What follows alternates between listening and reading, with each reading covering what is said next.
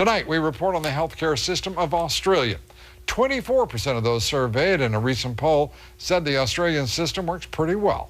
Life expectancy in Australia, 81.5 years, third highest of the 30 developed nations. There is universal coverage, and the system is funded mostly with public money. Brooke Baldwin reports.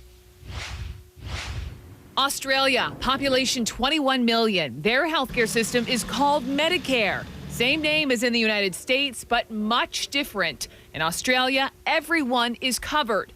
Medicare pays for an entire visit to a public hospital and reimburses a trip to the family doctor. Most medication is covered under the plan, which does require a copay. The system is funded by income taxes. Most Australians pay 1.5% of their salaries. Those with higher incomes pay an additional 1%, and there are low-income exceptions. But the public option isn't the only option, as Victor Rodwin, who studies healthcare systems around the world, explains. Australia has a Medigap private health insurance sector similar to the French, which allows coverage of supplementary benefits and some co-payments. Approximately 43% of Australians opt to buy private insurance as well. According to Ian Butler, an Australian doctor currently practicing in the U.S., a primary reason for buying it is that people can bypass long waiting lines for elective surgeries. If you are sick, say with a stroke or a heart attack or pneumonia, there's really not much of a problem. But if you, say, wanted a hip replacement and you wanted it done more quickly, more expeditiously, and say by a particular surgeon, then it would be to your advantage to have private insurance.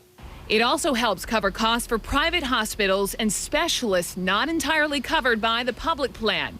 Australia spends 8.7% of its GDP on health care, compared to 16% in the United States. Total annual spending amounts to $3,137 per person, compared to $7,290 in the U.S.